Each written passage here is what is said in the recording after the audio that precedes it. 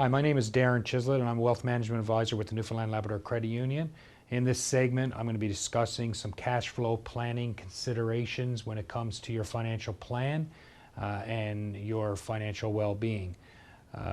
This is an area that I feel is very important and in a lot of cases doesn't get the attention from financial planners as much as it should. It's an area that I feel that with a little bit of tweaking on the part of our members, we can add a lot of benefit to them and their financial security and add some extra cash flow in their pocket on a monthly basis, which is obviously what we're all looking for. So when we talk about cash flow planning, what we're really looking at is how your money comes into your household and how it goes out and how to best maximize the amount of money that you have in your pocket at the end of the month. What we look at when we look at cash flow planning is we always want to allow for the unexpected. It's pointless for us to sit down with you and put a plan in place where you're bringing in $3,000 into your household on a monthly basis and you're spending $3,000. Not allowing for the unexpected, as that will be the case, will set you up for failure because there's always something that comes up that costs an extra couple or $300 or $400 or maybe even $500 on a monthly basis. And if you haven't planned for that in one way or another, then you're going to be in a position where you're going to have to use credit cards or lines of credit, and that may not be what you had planned to do. Provide flexibility, look at debt management, which is something we're going to talk a little bit about, and hopefully at the end, which will provide you with some ease of mind and get you to a situation where you're managing more of your money and the other companies that you deal with may not be managing as much of your money on a monthly basis. For example, you may not be paying as much out in mortgage payments or loan payments or credit card payments, and more of the money is staying with you for you to enjoy. So let's take a very quick example of members that we see quite often come through our doors that are in a situation where they've worked really hard to pay off their mortgage. They own their house, but at the same time they're carrying some debt. So in this case, they're carrying what I would call marginal debt, a line of credit, a credit card, a loan, and all of that together results in payments somewhere probably around $750 or $800. If we look at a situation where they now were to do a mortgage and pay off that debt, we can probably, just by getting them a lower interest rate and using what I would consider to be their biggest asset, their house, we can save them a substantial amount of money. And being in the business for a number of years, I've seen situations where we've had members come in and sit across the desk from us or from some of our managers or our lenders and be in a situation where when they leave, they've put $500, sometimes even $1,000 in their pocket by just restructuring their debt. Some of the things to consider though, because whenever we talk about debt consolidation, many people put their backs up, and sometimes with good reason, because a lot of the financial issues that are facing Canadians are because of debt consolidations. And if they're not done the right way, and if you don't change your habits, you'll be in a situation where you do multiple consolidations, and that's when you can run into some trouble. So some of the things to consider when you're looking at managing your debt is the reason you are looking to consolidate, if you're in a situation to do so, is because of lower interest rates. We want to get you in a situation where we can consolidate and get you a lower interest rate, and in essence then what we've done is hopefully reduced your payments, and also the other thing we've done is reduced your overall interest cost, obviously. It improves your cash flow. The reason for a consolidation is to improve your cash flow. Put more money in your pocket, leave more money in the credit union or your bank account at the end of the month. The other thing is to provide you with peace of mind so that you're no longer worried about where your payments are coming from. You're no longer concerned about making that payment because now you've got the cash flow that suffice to do it. The big thing with consolidation, however, is if you do anything to rejig your debt, to remanage your debt, it's important to change your spending patterns so that you're not in a situation where you continue to run up your credit on a monthly basis.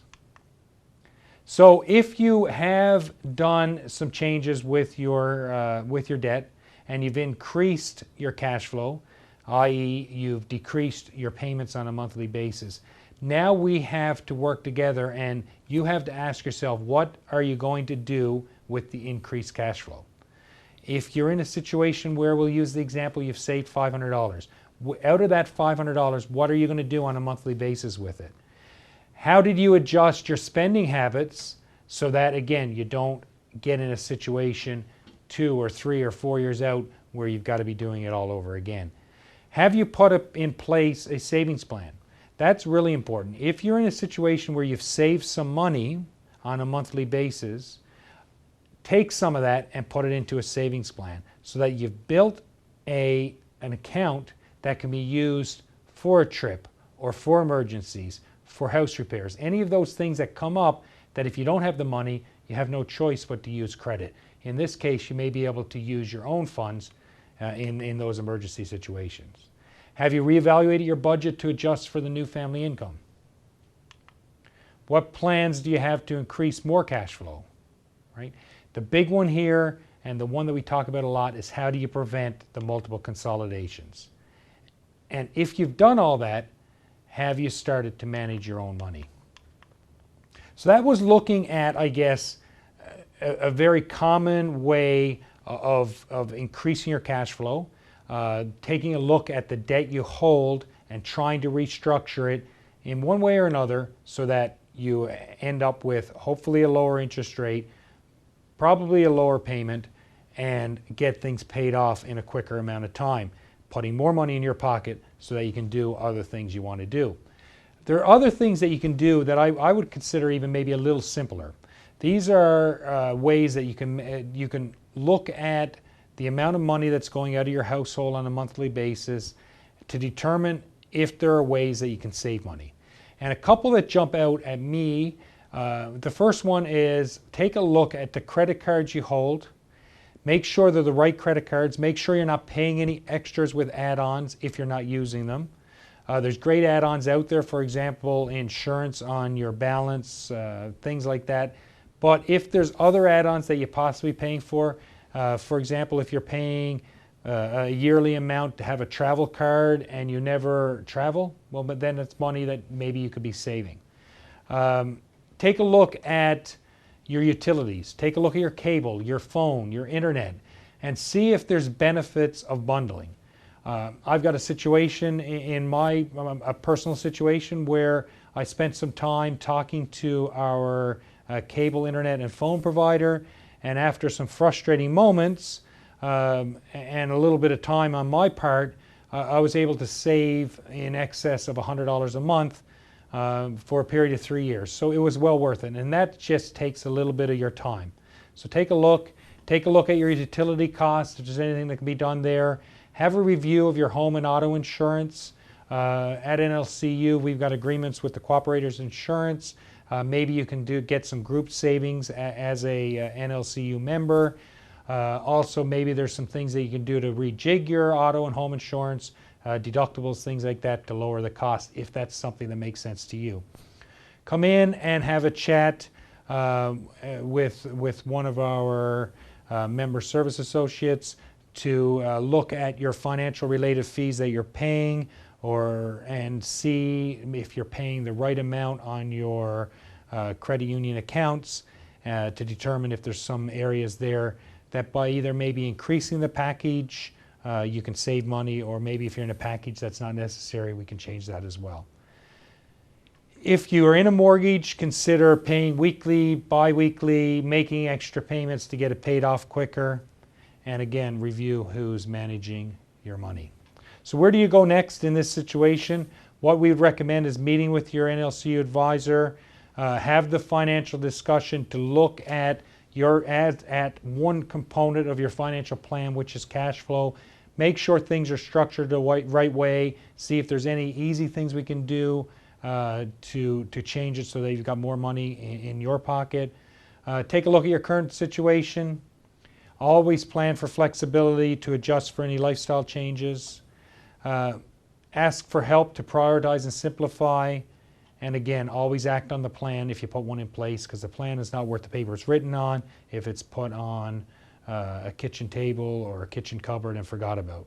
And review the plan once a year to make sure that any changes in your lifestyle are included in the plan so that you can adjust for them.